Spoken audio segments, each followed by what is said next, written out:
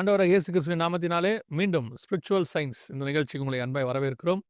ஒவ்வொரு வாரமும் சில தியாலஜி சம்பந்தப்பட்ட இறையியல் சம்பந்தப்பட்ட காரியங்களை பார்த்துக்கிட்டே வந்தோம். குறிப்பாக ஒரு சில வாரங்களாக கேள்வி பதில், இந்த இறையியல் சம்பந்தப்பட்டதான கேள்வி பதில்களை நம்ம பார்த்துக்கிட்டே இருக்கிறோம். அதுலேயும் கால்வினிசம் பற்றி ஒரு சில வாரங்களில் நம்ம பார்த்தோம். நம்ம கூட பிரதர் ரூபன் வந்திருக்காங்க.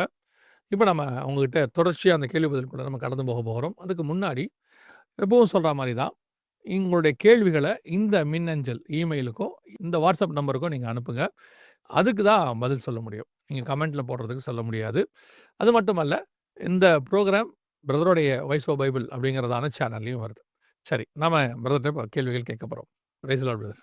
Price Lord. எப்படி இருக்கீங்க? நல்லா இருக்கேன். கேள்வி பதில் செக்ஷன் எப்படி போயிட்டுருக்கு? காட்ஸ் கிரேஸ் நல்லா போயிட்டுருக்கு மாதிரி தான் தெரியுது. என்ன கேள்விலாம் கேட்குறாங்க? ஏன்னா வாட்ஸ்அப் நம்பர் உங்ககிட்ட தான் இருக்குது, உங்களுக்கு தான் வரும், அதனால் கேட்குறேன். நிறைய டிஃப்ரெண்ட் டைப்ஸ் ஆஃப் கொஷின்ஸ்லாம் வருது. ஆக்சுவலி சில கொஷின்ஸ் இங்கே நான் வரும்னு நான் ரொம்ப யோசிக்கல. ஏன்னா சில கொஷின் அந்த கொஷினுக்குள்ளே போவோம். இன்னைக்கு அதை தான் டிஸ்கஸ் பண்ண போகிறோம். இந்த கொஷின் எங்கே கேட்டிருக்காங்க அப்படின்னா, ஒரு ஃபேமஸ் அப்பாலஜிஸ்ட் வந்து ஹார்வர்ட், ஸ்டான்ஃபோர்ட் மாதிரி இடத்துல போய் பேசும்போது ஒரு சயின்டிஸ்ட் ஒரு கொஷின் கேட்டார். ஓகே. அதே கொஷின் நம்மளுக்கும் வந்திருக்கு. அங்கே கேட்கப்பட்ட கேள்வி உங்ககிட்டயும் இப்போ கேட்கப்படுது. ஆமாம், இப்போ ஸ்பிரிச்சுவல் சயின்ஸுக்கு அந்த கொஷின் வந்திருக்கு. எனக்கு என்ன புரியல அப்படின்னா, ஒருவேளை அந்த அளவுக்கு நம்ம உயர்ந்துட்டோமா? ஐ மீன் நம்ம இந்தியா அந்த நம்ம ஊர் அந்த அளவுக்கு உயர்ந்துருச்சா? இல்லாட்டி அவன் அளவுக்கு நம்மளும் கரெக்டாக இருக்கமான்னு தெரியல எனக்கு. இது எப்படி புரிஞ்சுக்கிறாரு நீங்கள்? இந்த மாதிரி கேள்விகள்லாம் இங்கே வருதே, ரொம்ப ஆச்சரியமாக சொல்கிறீங்க நீங்கள். ஒரு சைடு ஆச்சரியமா இருக்கு. அந்த அளவுக்கு கரெக்ட் ஆயிட்டோமா அப்படிங்கிற யோசிக்கவும் தோணுது. இல்லாட்டி அந்த அளவுக்கு முன்னேறிடுச்சா நம்ம ஜனமும் அப்படிங்கிறதும். இல்லை, சபைகளுக்குள்ள இந்த மாதிரி கள்ள உபதேசங்களும் அவங்ககிட்ட இருந்து அடாப்ட் பண்ணுற காரியங்கள், மேற்குல இருந்து வெஸ்ட்லேருந்து அடாப்ட் பண்ணக்கூடிய காரியங்கள் ரொம்ப அதிகமாக இருக்குது. ஆனால் இப்போது ஈஸ்ட்லேருந்து வரக்கூடியதான தாக்கத்தை விட வெஸ்ட்லேருந்து வரக்கூடிய தாக்கம் ரொம்ப அதிகம் இந்தியாவுக்குள்ளே. சில ஒரு ட்ரிப்பு அமெரிக்காவுக்கு ஒரு ஊழியக்காரர் போயிட்டு வந்துட்டார். அவரோட சர்ச்சை அமெரிக்காவில் நடத்துகிறதா நினச்சிக்கிறார் அவர். அங்கேயும் அதே ஆண்டவர் தானே ஆசீர்வதிக்கிறாரு. இப்போது நார்த் போலில் இருக்கிறவங்க, அங்கே இருக்கவங்க அந்த ட்ரெஸ் போடுறாங்க, அந்த உள்ளன் கிளாஸ் எல்லாம் போடுவாங்கன்னு வச்சுக்கோங்களேன். இங்கே இருக்கிற நம்ம கூடுமான வரைக்கும் லைட் தான் போடுறோம். ஏன்னு சொன்னால் வெயில் இங்கே இருக்குது. அந்த கிளைமேட்டுக்கு அது ஒத்துக்கும், இந்த கிளைமேட்டுக்கு இது ஒத்துக்கும். அதே மாதிரி வெஸ்டர்ன் சர்ச்சஸ்க்கு உரியதான அந்த டாக்ட்ரின் அது இங்கே செட் ஆகாது. பைபிள் டாக்ட்ரின் தான், பட் அங்கே ப்ரெசன்டேஷன் கொஞ்சம் டிஃப்ரென்சஸ் இருக்குது. ஆமாம், அது நீங்கள் ஸ்பிரிச்சுவல் தாக்கத்தை சொல்கிறீங்க. அதே மாதிரி இந்த நம்ம நாலேஜ் சென்ட்ரிக் தாக்கம் இருக்கு இல்லையா, நாலேஜ் பேஸ், அவங்க யோசிக்கிற மாதிரி தான் நம்மளும் இங்கே யோசிக்க ஆரம்பிச்சிருக்கோம். ஃபார் எக்ஸாம்பிள், யூஸ்வலாக சொல்லி கேள்விப்பட்டிருக்கேன், ஒருவேளை சூப்பர் மார்க்கெட் வந்து ஒரு குறிப்பிட்ட வருஷத்தில் அமெரிக்காவில் வருது அப்படிங்கிற பட்சத்தில் 25 வருஷத்தில் தமிழ்நாட்டிலையும் இருக்கும் அப்படின்னு யூஸ்வலாக சொல்லுவாங்க.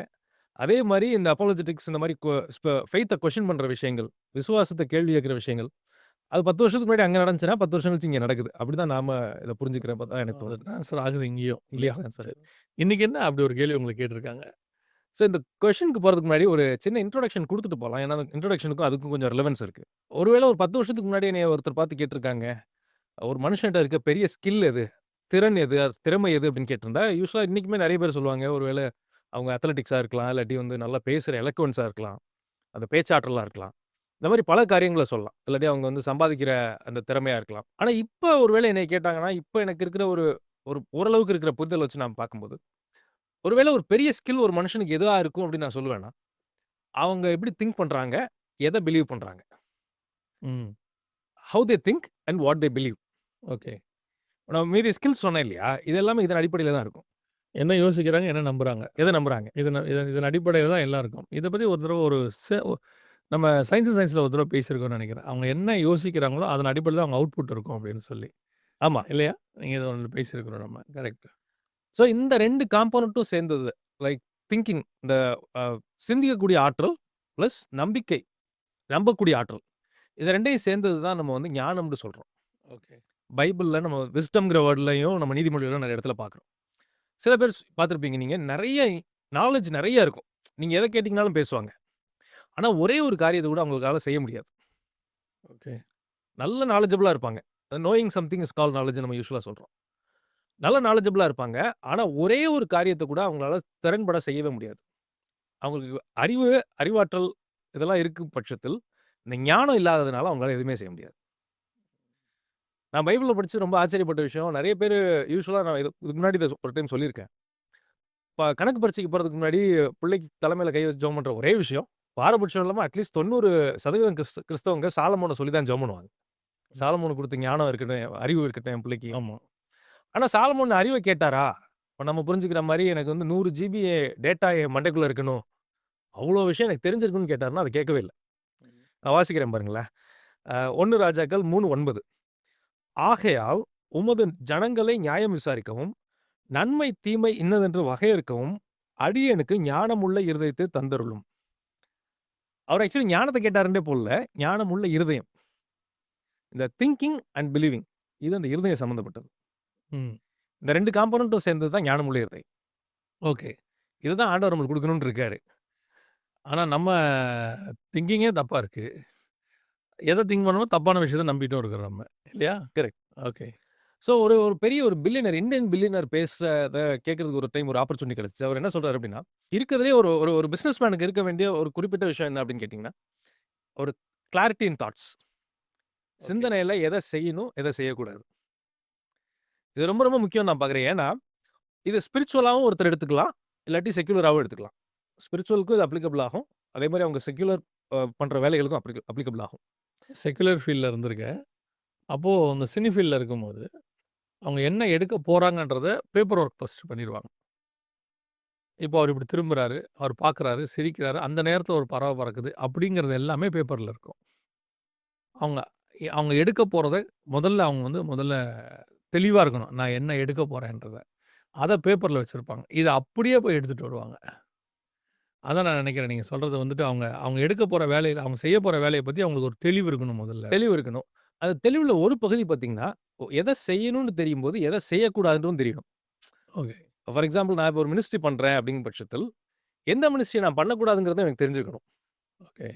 அது தெரியல அப்படின்னா, எனக்கு கிளாரிட்டி ஆஃப் தாட்ஸ் இல்ல. அந்த சிந்தனையில எனக்கு வந்து ஒரு கிளாரிட்டி இல்ல. அப்ப நான் தப்பா செய்றதுக்கும் வாய்ப்பு இருக்கு.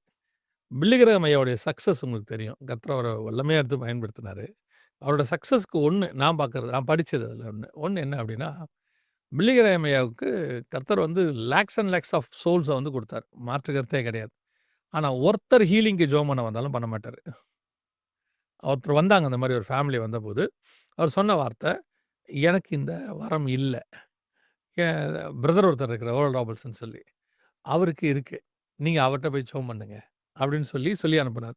ஸோ ஹி நோ அவரால என்ன பண்ண முடியும், என்ன பண்ண முடியாது அப்படின்னு. இது இன்னொரு சைடுல யோசிச்சு பாருங்களேன். ஒருத்தர் வந்து வராங்க. எனக்கு இல்லன்னு சொல்றதுக்கு மனசு வர்றது ஈஸியான விஷயமும் கிடையாதுல்ல. வரவே வராது. சான்ஸே கிடையாது. இருக்கோ இல்லையோ அவர வச்சு தலையில கை வச்சு ஆட்டி அமிச்சு தான் நம்ம வெளிய அனுப்புவோம் நம்ம. அதான் நம்மளுடைய பழக்கம். நடக்குதோ இல்லையோ, அட்லீஸ்ட் ஜெபம் பண்ணிருவோமே! ம். அப்படிங்கிற ஒரு தாட் யூசுவலா எல்லாருக்குமே வரதுங்க. அதுல கூட ஒரு கிளாரிட்டி இருந்திருக்கு பாருங்களேன். எவ்வளோ பெரிய விஷயம் இல்ல. அதான் டாக்டர்ஸ் பிளட்ஜ் எடுக்கும்போது ஓத் எடுப்பான்னு சொல்லுவாங்க இல்லையா? முதல்ல. அதில ஒரு ஸ்லோகன் இப்படி சொல்லுமாம். எனக்கு தெரியாததை எந்த நேரத்திலும் தெரியாது என்று ஒத்துக்கொள்வேன் அப்படின்னு. என்ன காரணம்னா, நம்ம உயிரோட விளையாடிட்டு இருக்கோம். ஸோ அந்த நேரத்தில எனக்கு தெரியலன்னா தெரியல. அப்படின்னு சொல்றத நம்ம வந்து கிளாரிட்டி. எனக்கு தெரியாதுங்கிறதுல ஒரு கிளாரிட்டி இருக்கணும்.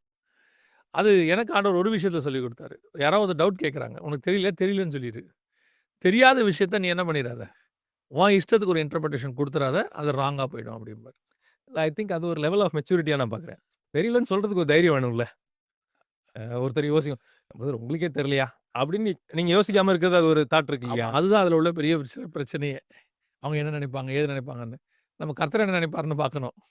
நம்ம எதையாவது உளரும்போது நான் இப்படி யோசிப்பேன். நம்ம உளரும்போது பக்கத்தில ஆண்டவரு, "உளராதடா டேய்! உனக்கு தான் தெரியலடா. தெரியலன்னு சொல்லேன்டான்ற" மாரி இருக்கும் எனக்கு. அமேசிங். ஸோ இப்ப இது வந்து நம்ம இப்ப என்ன பார்த்தோம் அப்படின்னா, திங்கிங் அண்ட் பிலீவிங். அதாவது எத யோசிக்கிறோம், எத சிந்திக்கிறோம் அண்ட் எத நம்புறோம். இதெல்லாம் இப்ப நம்ம பார்த்துட்டு இருக்கும் பட்சத்தில், இதே விஷயங்கள் ஒரு பாசிட்டிவா இருக்கும் பட்சத்தில், இதே விஷயங்கள் நெகட்டிவாவும் போறதுக்கு நெறைய வாய்ப்பு இருக்கு. எப்படி இந்த திங்கிங் அண்ட் பிலீவிங் ஒரு ஒரு லைஃபே கட்ட முடியுங்கிற பட்சத்தில், இந்த திங்கிங் அண்ட் பிலீவிங் அழிக்கவும் முடியும். இதுக்கு ஈக்குவலா ஒரு ஸ்கில் ஒரு மனுஷன அழிக்கவும் முடியாது. அப்படி சொல்லலாம். ஸோ இப்போ ஒரு வேளை யோசிக்கலாம், அ எதுக்கு இத பத்தி திங்கிங்க பத்தி எவ்வளோ யோசிக்கிறோம் அப்படிங்கும்போது, ஒரு கொஸ்டின் வந்திருக்கு. நம்ம ஆரம்பத்துல ஒரு சொன்னோம் இல்லையா? அந்த கொஸ்டின பத்தி யோசிக்கும்போது, எந்த அளவுக்கு இவங்க திங்க் பண்றாங்க? எந்த அளவுக்கு ஜனங்கள் இப்ப காம்ப்ளிகேட்டட் ஆயிட்டு இருக்காங்க? அப்படிங்கிறது ரொம்ப கிளியரா புரிஞ்சுச்சு எனக்கு. அவங்க என்ன கேட்டிருக்காங்க அப்படின்னா, நீங்க ஸ்க்ரீன்லயே இத நான் போடுறேன். ஏன் அப்படின்னா, இந்த கொஸ்டின அண்டர்ஸ்டாண்ட் பண்றதே கஷ்டம். இவரு என்ன கேட்டிருக்காரு அப்படின்னா, ஒருத்தரு 2 பேரு இவரு பிலீவரா இருப்பாருன்னு நான் நெனைக்கிறேன். இவரோட ஃப்ரெண்டு கிட்ட, ஒருவேள அவரு பிலீவரா இல்லையான்னு நமக்கு தெரியல. அவர்கிட்ட டிஸ்கஷன் பண்ணியிருக்காங்க. அப்ப அந்த ஃப்ரெண்ட் கேட்டதுக்கு இவருக்கு பதில் சொல்ல முடியல. அதுதான் கேள்வியா எழுதியிருக்காரு. அந்த ஃப்ரெண்ட் என்ன கேட்டிருக்காருன்னா, "a particular person wants to drink tea or coffee tomorrow. His decision should be known by god. If god is all knowing and given god is omniscient." ஒருத்தர் வந்து நாளைக்கு போய் டீ குடிக்கணுமா, காஃபி குடிக்கணுமான்னு யோசிச்சுட்டு இருக்காரு. ஒரு மனுஷன் டீய குடிப்பானா, காஃபிய குடிப்பானாங்கிறது கடவுளுக்கு நல்லா தெரியும். நாளைக்கு அவன் என்ன செய்ய போறான்னு அவருக்கு தெரியும். தெரியும். ஏன் அப்படிங்கிறதுக்கு காரணம் பார்த்தீங்கன்னா, காட் இஸ் ஓம்னிஷியன்ட். சர்வ வியாபி, சர்வ ஞானி. அவருக்கு தெரியாத ஒரு விஷயம் உலகத்துல இருக்க வாய்ப்பே இல்ல. If god knows he is going to drink tea tomorrow, implies he can't drink coffee then. Because in god's knowledge he drinks tea and his knowledge is unfalsifiable. இவர் காடுக்கு தெரியுது, இவர் போய் டீ தான் குடிக்க போறாரு. ஏன் அப்படி தெரியுது அப்படிங்கிறத நம்ம சொன்னோம். காடுக்கு வந்து எல்லாமே தெரியும். அவருக்கு தெரியாம இருக்குது.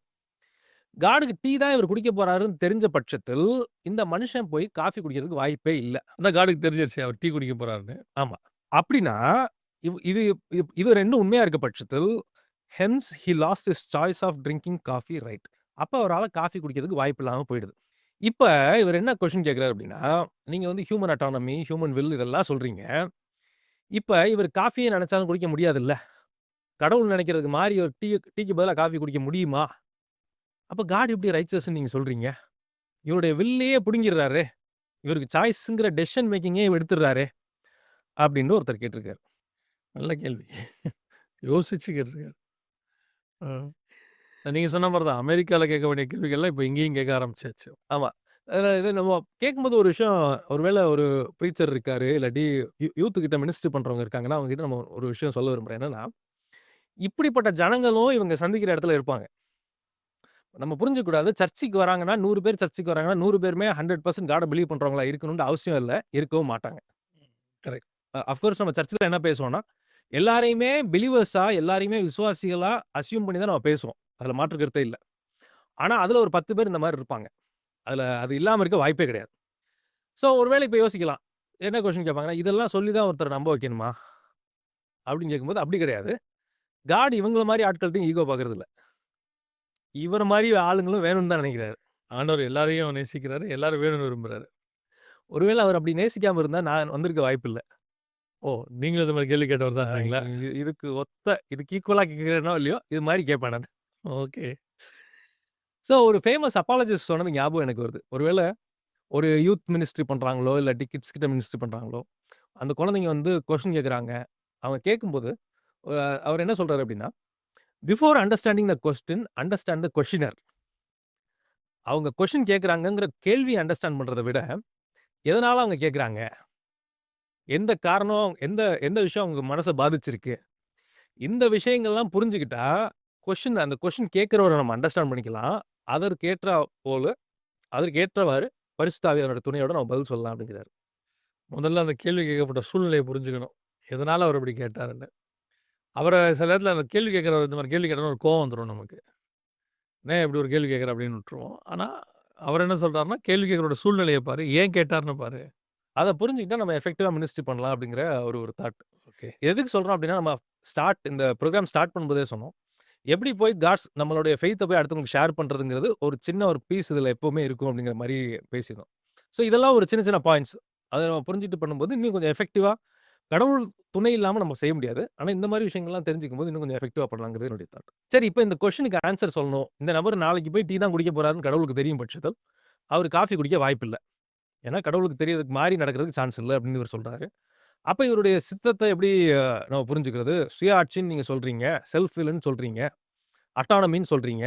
அப்ப அதுல வந்து காட் தலையிடுற மாரி இருக்கே! அப்படின்னு இவரு கேட்கிறாரு. எல்லாம் ரோபோட்ட நடத்துற மாரி தான் இருக்கு. ஆமா. எல்லாமே செட்டப் மாரி இருக்கே! அப்படின்ற மாரி இவரு கேட்கிறாரு. ஒரு கேள்வி ஒண்ணு வைக்கப்படுது. கேள்விக்கு வந்து பல விதமா பதில் சொல்லலாம்.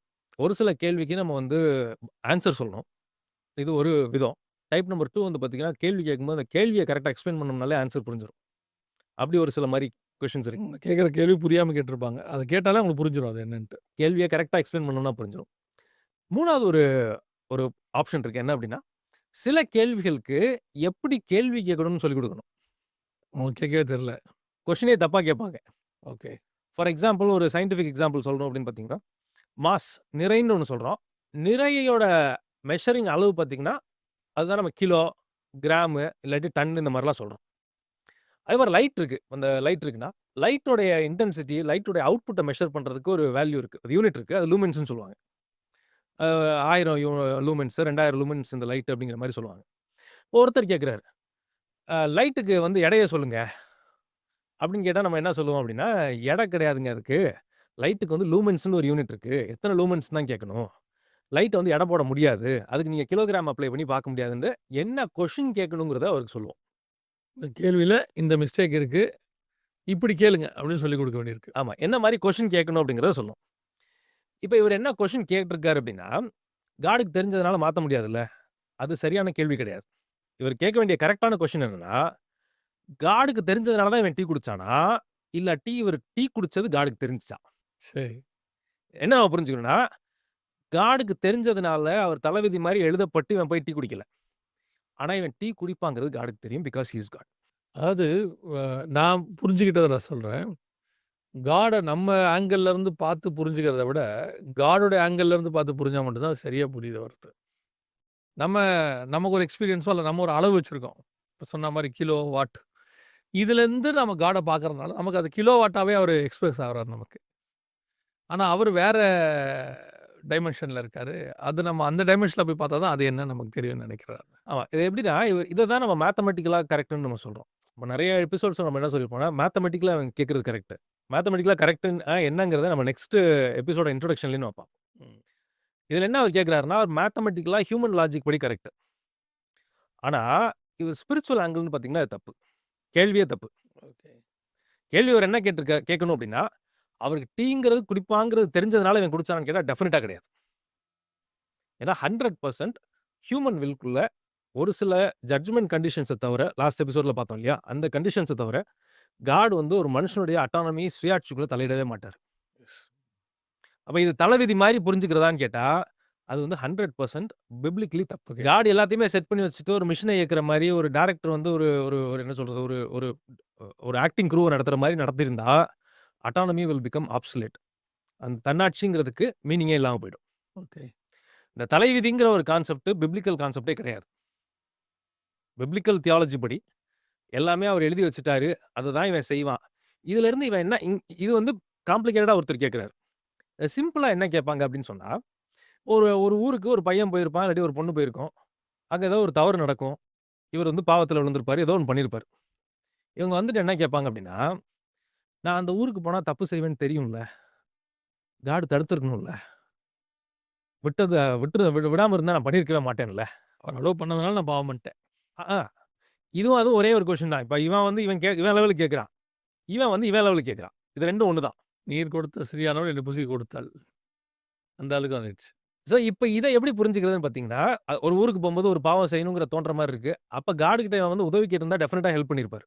அதுக்கு தேவையான அபிஷேகத்த குடுத்து, அந்த அ பாவத்த மேற்கொண்டு எப்படி யோசேப்பு வரதுக்கு உதவி செஞ்சாரோ, அதே விஷயத்த பண்ணியிருப்பாரு. ஆனா இவர் என்ன கேட்பாருன்னா, என் மேல தப்பே இல்லையே! என்னைய தடுக்காம அவர் விட்டார்ல. நான் பாவம் செஞ்சதுக்கு அவர் தான் காரணம். அப்படிங்கிற அளவுக்கு போயிரும். இதுதான் நம்ம யூசுவலா என்ன சொல்றோம்னா, வஞ்சகம்ன்னு சொல்றத விட நயவஞ்சகம். வஞ்ச புகழ் செடி மாரி நயவஞ்சகம். சரி. ஸோ இதுலருந்து நம்ம என்ன சொல்ல வரோம் அப்படின்னா, ஹியூமன் அட்டானமின்ற விஷயத்த தான் பைபிள் மையப்படுத்தி across from Genesis to Revelation நம்ம பார்க்குறோம். அதுக்கு தான் பல விஷயங்கள் ஆண்டவர் செய்றாரு. 2 கனிய வச்சதுக்கு காரணம் அதுதான். ஆசீர்வாதத்தையும், சாபத்தையும் உனக்கு முன்னாடி வைக்கிறேன்னு சொன்னதுக்கு காரணம் அதுதான். ரெவலேஷன்ல பார்க்கும்போது, அநியாயம் செய்றவன் இன்னும் அநியாயம் செய்யட்டும், நீதிமானா நடக்கிறவன் இன்னும் கன்டின்யூ பண்ணி நீதிமானா இருக்கட்டும் அப்படின்னு சொல்றாரு. இந்த எல்லா சாய்ஸஸையும் குடுத்ததுக்கு காரணமே பார்த்தீங்கன்னா, மனுஷனுக்கு குடுக்கப்பட்ட அந்த தன்னாட்சி சுதந்திரம். அதுக்குள்ள காட் வந்து தலையிடுவாரான்னு கேட்டா, டெஃபினட்டா மாட்டாரு. ஒரு மனுஷன் பாவம் செய்றது தெரிஞ்சிருக்கும் கடவுளுக்கு. இவன் செய்வாங்கிறது தெரிஞ்சிருக்கலாம். ஆனா தெரிஞ்சதுனால செஞ்சானான்னு கேட்டா டெஃபினட்டா கிடையாது. இந்த கேள்விக்கான பதில் சொல்லிட்டு முடிக்கலாம்னு நெனைக்கிறேன். இவன் டீ குடிப்பான்றது அவருக்கு தெரியும். ஏன்னா அவர் காட்.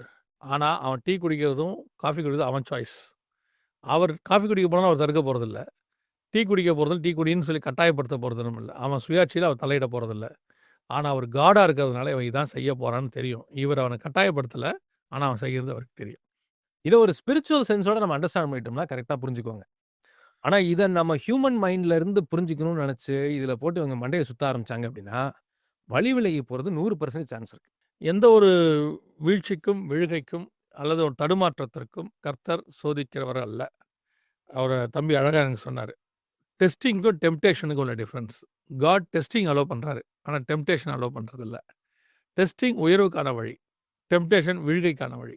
விழுகைக்கான வழிய கர்த்தர் ஒரு நாளும் சூஸ் பண்றதில்ல. ஸோ காட் நீங்க என்ன ஆவீங்கறது அவருக்கு நல்லா தெரியும். ஏன்னா அவர் காட். அதே நேரத்தில நீங்கள் என்ன செய்யணும், செய்ய வேணாங்கிறதான சுயாட்சி அல்லது சுதந்திரம் உங்களுக்கு எப்பவும் உண்டு. கரெக்ட் தானே? எக்ஸாக்ட்டா சொன்னீங்க. ஸோ, இதே மாரி கேள்விகள் இருக்கு. நீங்களும் எழுதுங்க.